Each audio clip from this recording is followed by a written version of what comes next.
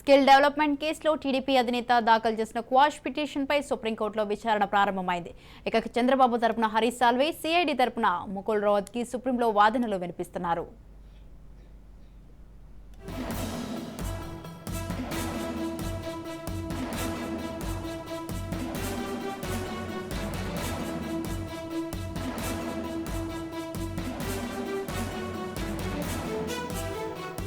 ఈ నెల 10న చంద్రబాబు క్వాష్ పిటిషన్పై సిఐడి తరపున ముకుల్ రోహత్గి వాదనలు వినిపించారు. 2014-16లో స్కిల్ స్కామ్ జరిగిందని, ఆ సమయంలో చంద్రబాబు సీఎంగా ఉన్నారని రోహత్గి న్యాయస్థానానికి తెలిపారు. 2021 సెప్టెంబర్లో రెండో ప్రిలిమినరీ విచారణ జరిగిందని, 2021 డిసెంబర్లో ఎఫ్ఐఆర్ నమోదైందని సుప్రీంకోర్టు దృష్టికి తీసుకెళ్లడం జరిగింది. ఇక అవినీతి నిరోధక చట్టం ప్రకారం 3 సెక్షన్లు, ఐపీసీ ప్రకారం 7 సెక్షన్లు నమోదయ్యాయని సుప్రీంకు తెలిపింది. ఎఫ్ఐఆర్ నమోదు చేసినప్పుడు చంద్రబాబు నిందితుడిగా లేరని, దీంతో ఇది రాజకీయ కక్ష సాధింపు కాదని స్పష్టమవుతోందని తెలిపారు. ఇక చంద్రబాబును A37గా చేర్చి అరెస్టు చేశారని రోహత్గి స్పష్టం చేసింది.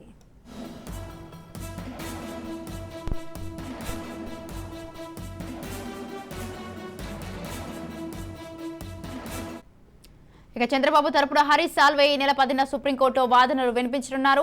సెక్షన్ 17A పై హరీష్ సాల్వే వాదనలు వినిపించారు. అవినీతి నిరోధక చట్టాన్ని బలోపేతం చేయడంతో పాటు చట్టాన్ని దుర్వినియోగం చేయకుండా చూడటం 17A ఉద్దేశమని చెప్పారు.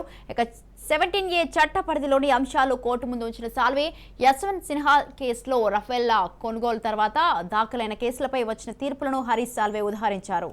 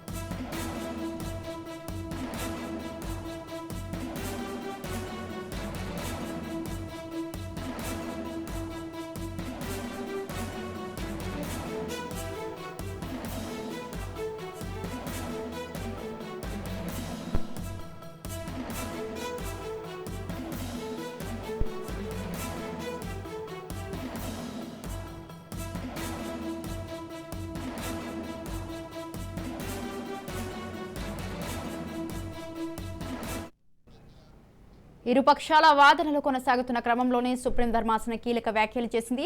17A అనేది ప్రొసీజర్ అంటున్నప్పుడు ఇది హక్కుగా వర్తిస్తుందా అని సుప్రీంకోర్టు ప్రశ్నించింది. విచారణను ఇవాళకి వాయిదా వేసింది. దీంతో ఇవాళ సుప్రీంలో ఏ విధమైన వాదనలు కొనసాగనున్నాయి అనేది ఉత్కంఠగా మారింది. 17A ఏం చెప్తుందనేది ప్రస్తుతం చంద్రబాబు కేసులో కీలకంగా మారింది. 1998లో అవినీతి నిరోధక చట్టంలోని సెక్షన్ 17A తెలుపబడింది. విధుల నిర్వహణలో నేరాలపై ప్రజాప్రతినిధుల్ని విచారించేదిగా 17Aను చెప్తారు. కేంద్ర రాష్ట్ర ప్రభుత్వ విధుల్లో ఉద్యోగులు, ప్రజాప్రతినిధులకు 17A వర్తిస్తుంది. అభియోగాలుంటే పోలీసులు స్వచ్ఛందంగా విచారించే వీలు లేదు. విచారణకైనా అరెస్టుకైనా అథారిటీ నుంచి ముందస్తు అనుమతి తప్పనిసరిగా తీసుకోవాల్సి ఉంటుంది.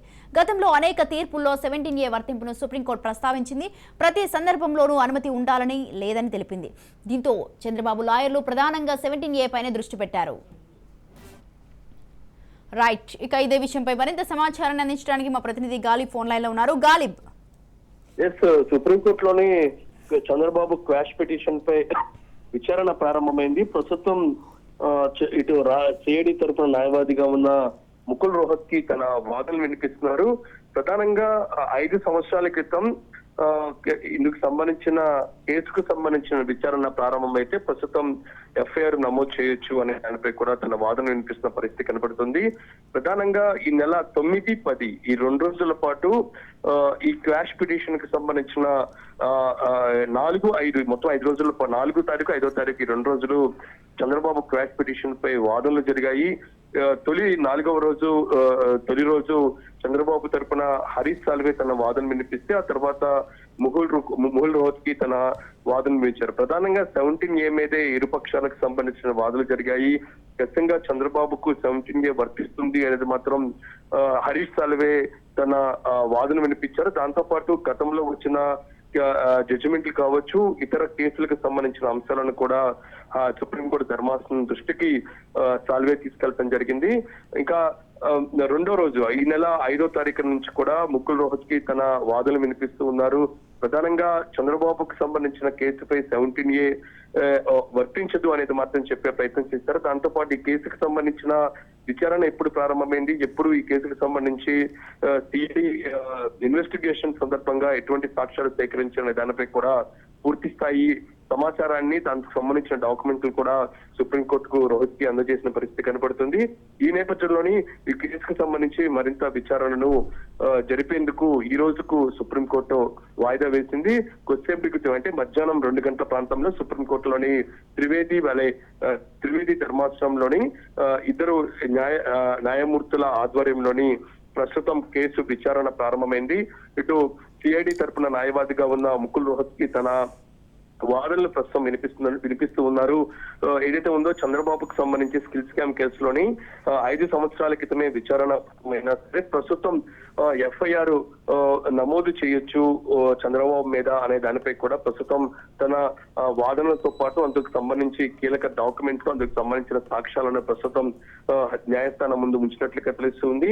అయితే గతంలోనే చంద్రబాబు తరపున న్యాయవాదిగా ఉన్న హరీష్ సాల్వే తన వాదనను దాదాపు 1 రోజు మొత్తం వినిపించిన నేపథ్యంలోనే ప్రస్తుతం సిఐడి తరపున న్యాయవాదిగా ఉన్న ముకుల్ రోహత్గి తన వాదనలు వినిపిస్తూ ఉన్నారు. ప్రధానంగా చంద్రబాబుకు సంబంధించిన క్వాష్ పిటిషన్ మీద విచారణ కొనసాగిస్తున్నారు. ఆ తర్వాత బెయిల్ మీద విచారణ జరిగే అవకాశాలు కనబడుతున్నాయి. ఒకవేళ చంద్రబాబుకు క్వాష్ కి అనుకూలంగా తీర్పు వేస్తే మాత్రం పూర్తిగా స్కిల్ స్కామ్ కు సంబంధించిన కేసు క్లోజ్ అయ్యే అవకాశాలు కనబడుతున్నాయి. దాని అనుగుణంగానే చంద్రబాబు తరపున న్యాయవాదులు సుప్రీంకోర్టులో కూడా క్వాష్ పిటిషన్ వేసినట్టుగా తెలుస్తుంది. గతంలోనే చూసాం హైకోర్టులో క్వాష్ పిటిషన్ ను డిస్మిస్ చేయడం జరుగుతుంది. ఎందుకంటే స్కిల్ స్కామ్ కు సంబంధించిన కేసు విచారణ మధ్యలో ఉన్న నేపథ్యంలోని తాము జోక్యం చేసుకోబోము అనేది మాత్రం స్పష్టంగా హైకోర్టు చెప్పి అందుకు సంబంధించిన క్వాష్ పిటిషన్ ను డిస్మిస్ చేసింది. ఆ తర్వాత దీన్ని సవాల్ చేస్తూ చంద్రబాబు తరపున న్యాయవాదులు సుప్రీంకోర్టుకు వెళ్లారు. సుప్రీంకోర్టులోని ఇప్పటికే పలు దఫాలుగా కేసుకు సంబంధించిన విచారణ వాయిదా పడింది. ఇప్పటికే 3 సార్లు వాయిదా పడిన పరిస్థితి కనపడుతుంది.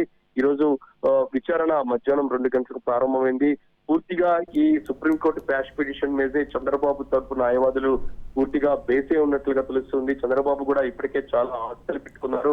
ఖచ్చితంగా తమకు ఊరట లభిస్తున్నది కూడా చంద్రబాబు పక్ష నేతలతో పాటు చంద్రబాబుకు సంబంధించిన న్యాయవాదులు ఆశిస్తున్న పరిస్థితి ఉంది. ఈ నేపథ్యంలోని పూర్తి స్థాయి వాదనలు ఒకరిపై ఒకరు పోటాపోటీగా వాదనలు మాత్రం కొనసాగుతున్న పరిస్థితి సుప్రీంకోర్టులో మనకి కనబడుతుంది. ఈ నేపథ్యంలో సుప్రీంకోర్టు ధర్మాసనం స్కిల్ స్కామ్ కి సంబంధించి చంద్రబాబుపై ఎటువంటి నిర్ణయం తీసుకుంటుందో అనేది మాత్రం సర్వత్రా ఉత్కంఠ రేపుతుంది. ఎందుకంటే ఇప్పటికే చంద్రబాబు జ్యుడిషియల్ కస్టడీలో ఉండి 4 రోజులు ముగుస్తుంది.